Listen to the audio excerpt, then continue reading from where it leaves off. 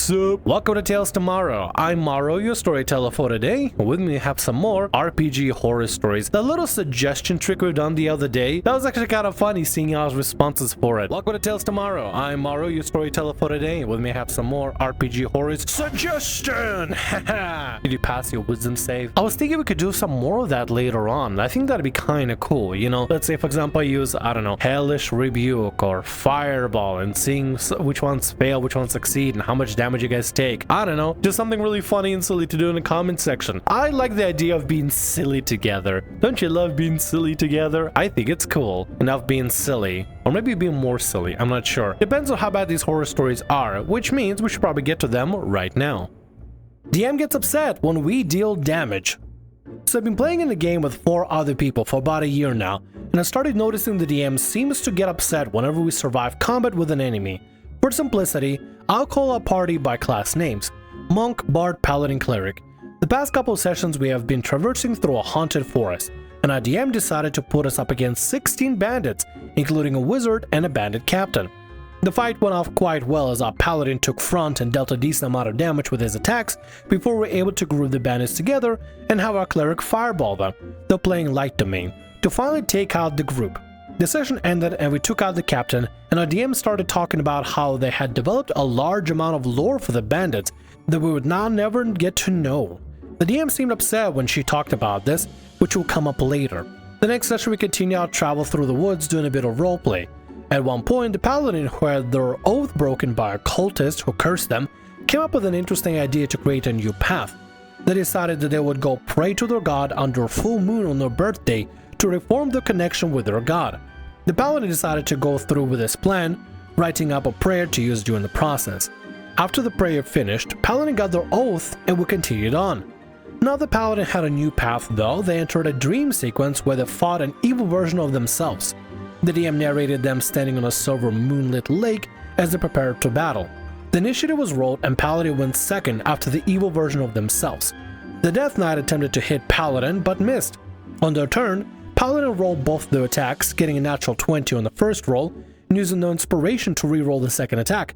2 natural 20s. Paladin smited, and the DM started getting upset that Paladin was going to one-shot this Death Knight, complaining that Paladin shouldn't be able to do that. DM started getting fed up with how things died in one hit, and told Paladin that they one-shot it in a super annoyed voice. After, she started complaining about the bandits we had fought before, when we tried to talk with her afterwards. If bandits have a real cool lore, you gotta make sure you set players up to explore and find out that lore, because at the end of the day, if the bandits just attack, do you expect the bandits just what? Kick your party's ass and capture them and basically give the lore over time, but they have them captured and stuff? I mean, that could be a possibility, and if you really wanted to have that specifically happen, you could say that the bandit numbers are overwhelming, you guys are gonna have a really difficult time and really juice up the bandits if you don't want them to die really fast. But if it's a regular bandits, a spellcaster in the back, and bandit captain, and you have a cleric of light domain that can just fireball the group, of course they're gonna dominate. And yes, your paladin's gonna dominate because it's a paladin. Divine Smite is powerful, and multi-attack is, as long as you have good rolls, can be very beneficial. Average bandits aren't gonna have a lot of HP, and depending on your player level and stuff, well, actually, if your player is able to do multi-attack and your cleric is able to do a fireball, they're at least level 5. Level 5 players as a group of 4 can be extremely powerful, and especially if they have good strategy.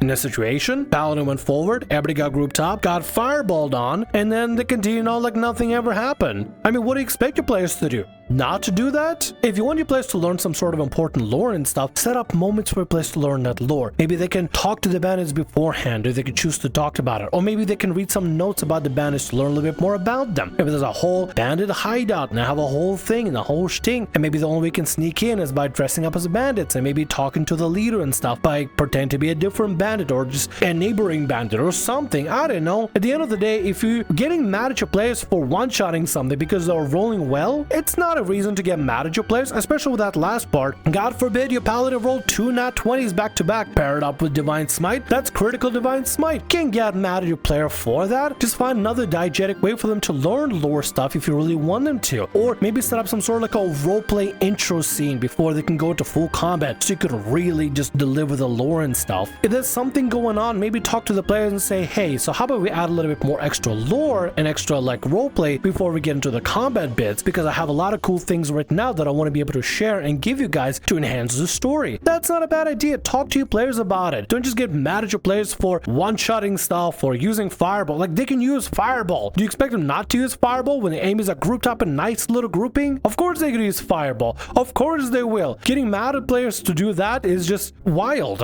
I do have to admit, there are a few times in here that I got pretty annoyed with the DM because she started trying to attack down players during the bandits fight, which enemies had never done before. Edit. Thanks everyone for the feedback. I'll be attempting to talk to the party and the DM. I'll keep you all updated on how it goes. For more information, the bandits ambushed us as we traveled, not allowing for us to talk with them. There also had been a few encounters in the past, one with an enemy that could end the campaign and almost did, but everyone sacrificed a lot of what they had and ended up losing 2 of our characters, my sorcerer included.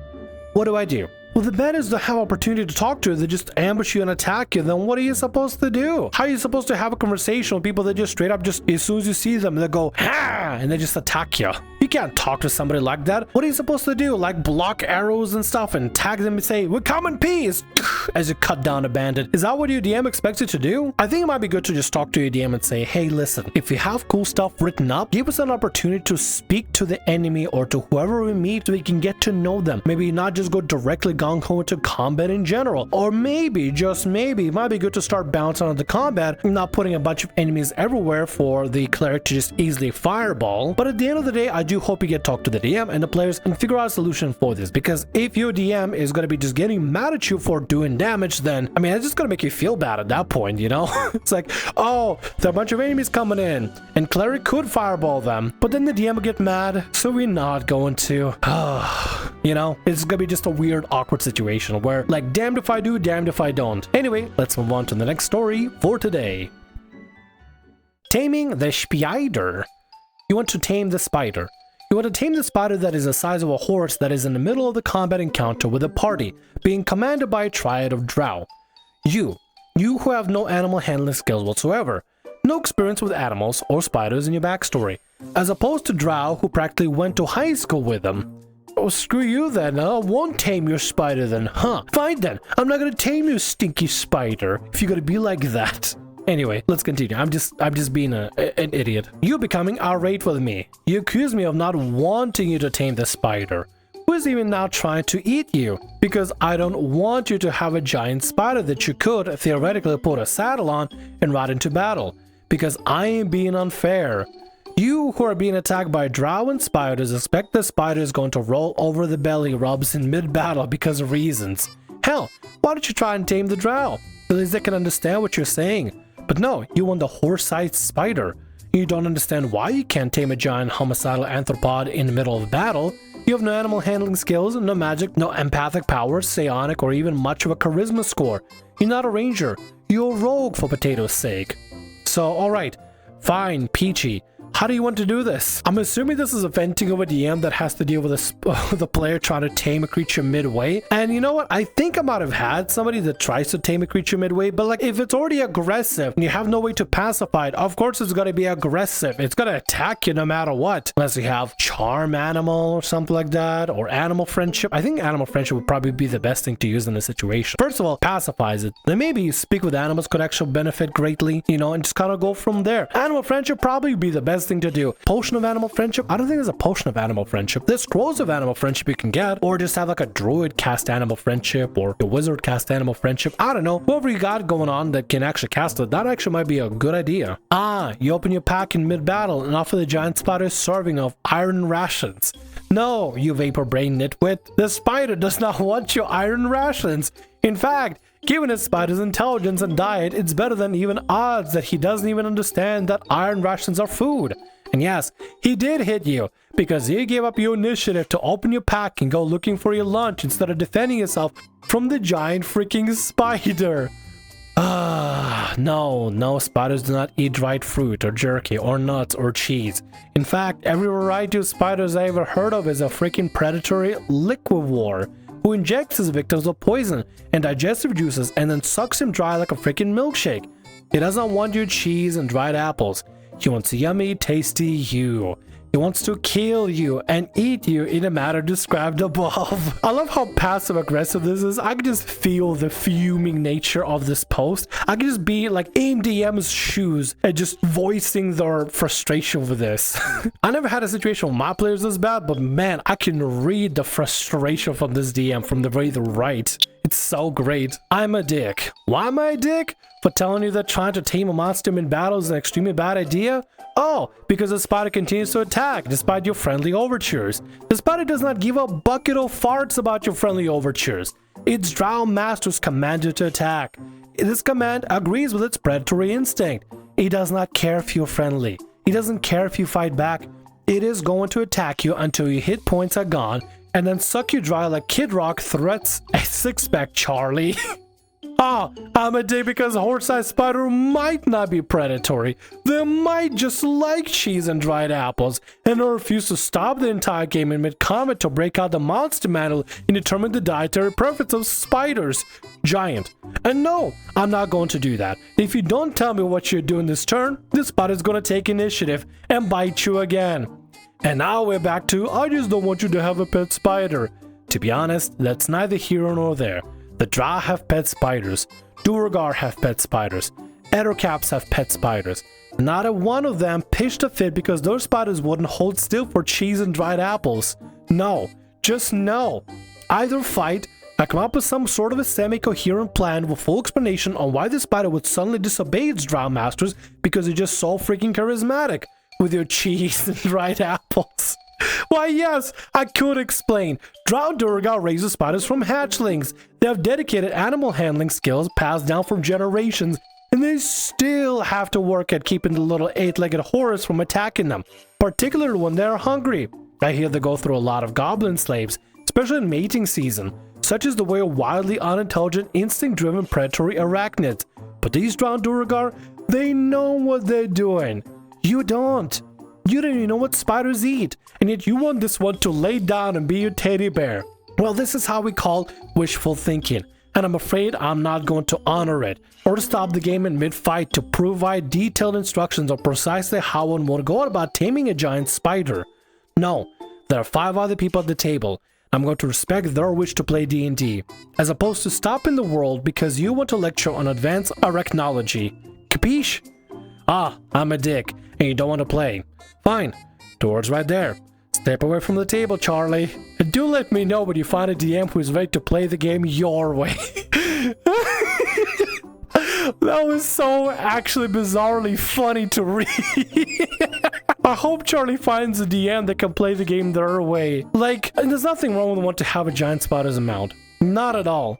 But not in combat. You don't try to tame one in combat. You go to the forest where some of them exist out there, and you try to tame it by using spell scrolls or your friend's spells or something. Animal friendship, speak with animals, things of that nature. Bring it some food. Try to tame it over time. Charm it if you need to. Do something about it. Hell, you know what would have been a genius idea? Try to pull out your rope and try to see if you can climb on top of the spider and wrangle it around its jaws to basically try to tame it around. Not really tame it, but like ride it around cowboy style if you really want to. And then while it's riding around, you can steer into enemies and have a goofy time, and then maybe leaving it alive enough to try to charm it particularly, or try to tame it in some way, shape, or form using your friend's magic or something. I don't know, but at the end of the day, I understand why the DM is frustrated. I hope Charlie finds a DM that can play the game they want to play, but in combat, it doesn't make sense to be able to tame a creature unless you have some way to just dominate beast. Perfect! Another spell that would be perfect for this. Dominate beast. At that point, you can dominate any beast at that point and make it docile after the combat is over, and then suddenly find ways to pacify it or maybe charm it enough to basically follow you instead. I don't know.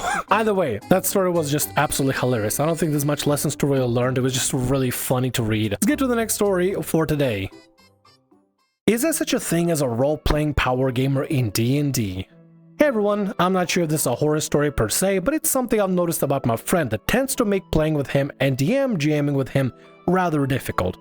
Now my friend tends to be a min-maxer, which is fine with me and my friends, also a really great role player, which is amazing to be honest. He's an incredible person player and co-DM, which is why it's taking me a long time to actually figure out what playing any TTRPG with him is hair-pullingly frustrating, considering he hasn't technically done anything wrong.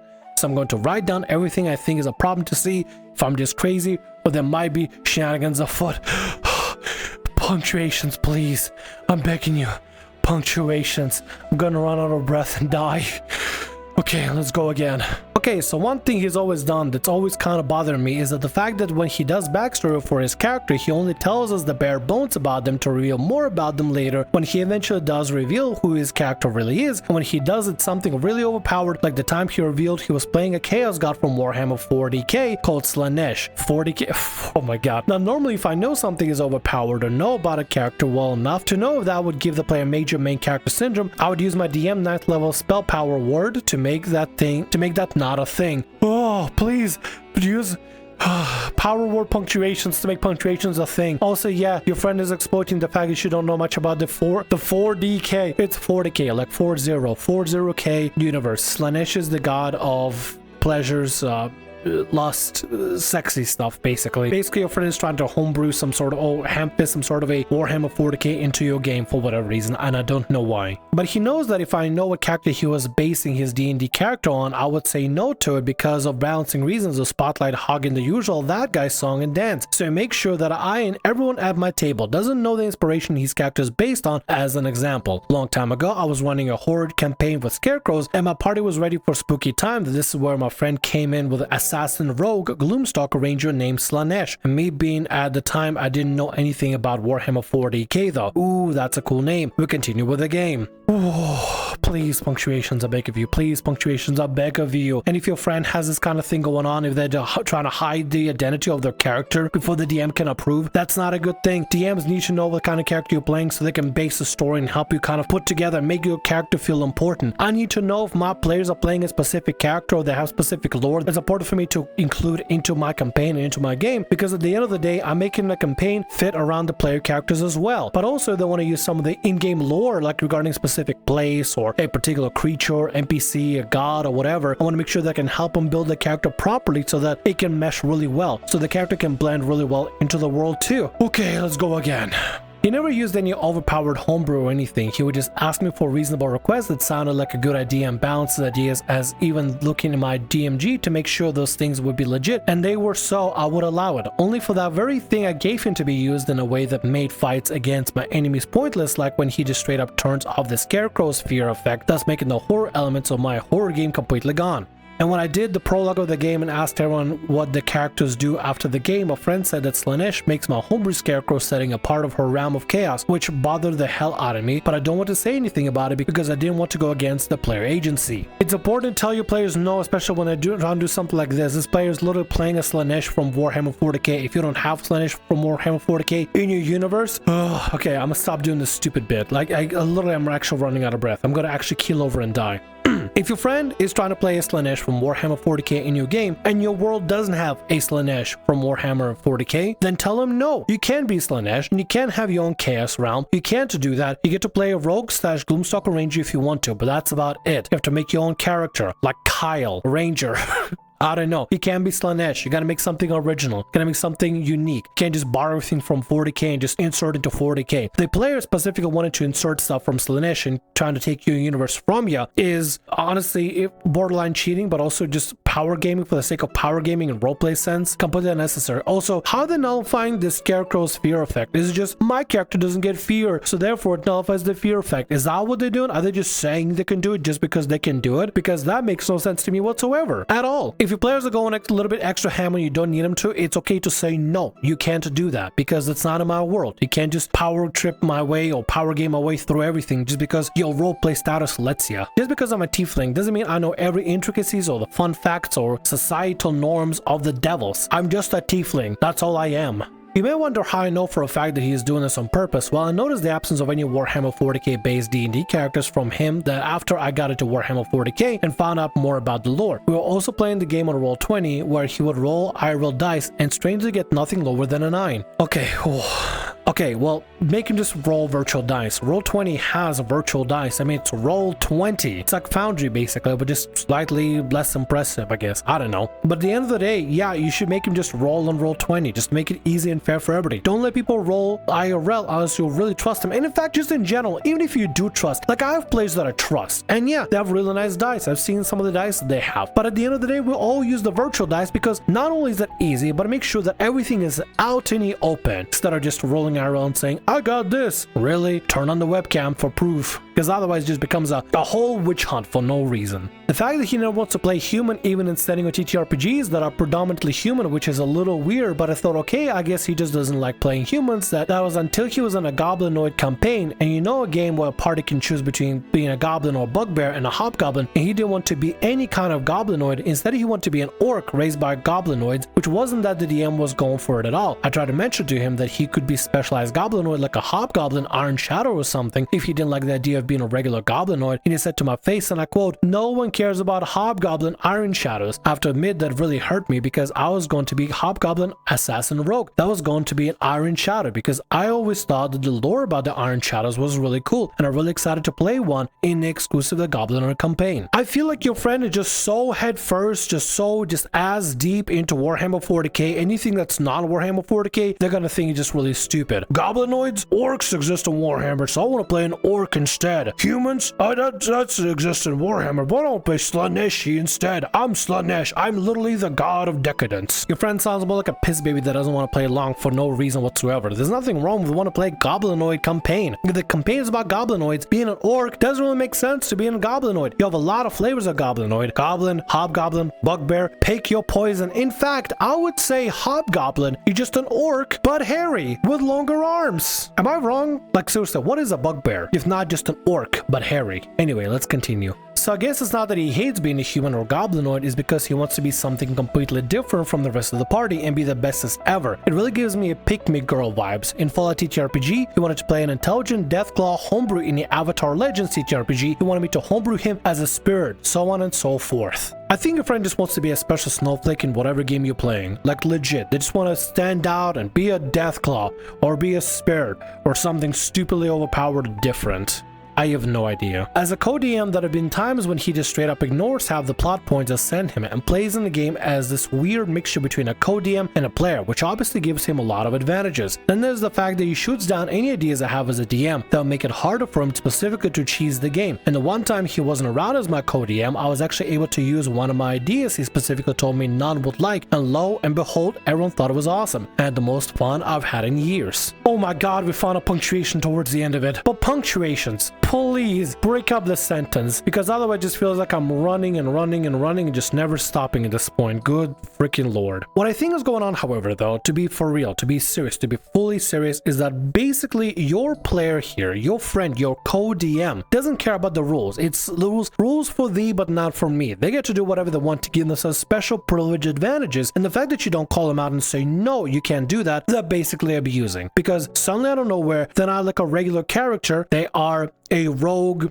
Gloomstalker Slaneesh, directly Slaneesh from Warhammer 40k. In a goblin setting, in a goblin campaign, they're an orc from probably Warhammer 40k. In Fallout, they're a Deathclaw. In Avatar Last Airbender, they're some sort of overpowered spirit most likely. And like you said, they give themselves with that co-DM privilege some sort of extra advantages that regular players would just not have, just so you can have a bit of an upper hand. I think your co-DM honestly just wants to be the special snowflake, the bestest ever in some way, and just to stand out and be overpowered just because they can get away with it. I think at this point, you need to start telling your friend, no, you can't be Slaneesh. No, you can't be an orc in a goblin only campaign. No, you can't be a Deathclaw, a spirit, or anything overpowered. You get to be the same thing that every other player is. As a player, you get to be a player, not some sort of overpowered homebrew nonsense for this campaign. Just because they're a co-DM doesn't mean they suddenly get special privileges by being a co-DM. It's unfair to the rest of your players and unfair to you. Yes, I'm sorry about this being jumbled and positively not making sense. This way was just the way I was trying to figure out the bullet points of my friend problem behavior rather than a full story per se, but if you guys are interested in the full story behind some of this stuff I mentioned, you can let me know and I can make a full story about that. Also, it's 3 in the morning where I live and I'm barely able to keep my eyes open, so forgive me for any spelling mistakes. So what do you guys think? My friend is really crafty problem player, or am I imagining things? Because this is still ongoing problem I'm having both as a player and as a DM/GM. Honestly, I think bulletin points probably would have been the best way to write this sort of thing genuinely. However, you don't have any spelling mistakes, nothing that I've seen so far here. Maybe the 4DK kind of thing, but that's about it. Just need punctuations. Honestly, you need to learn how to tell your friend no, you can't be an overpowered homebrew thing, and from now on you get to be like everybody else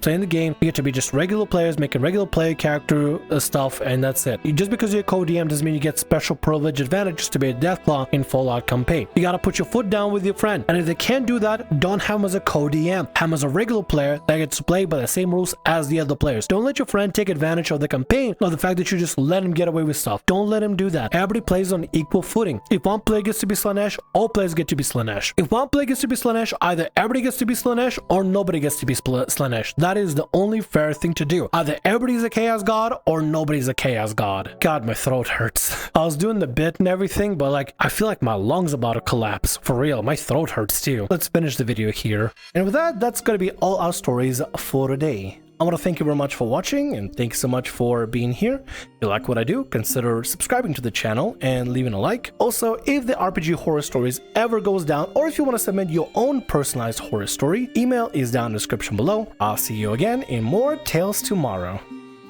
Bye-bye.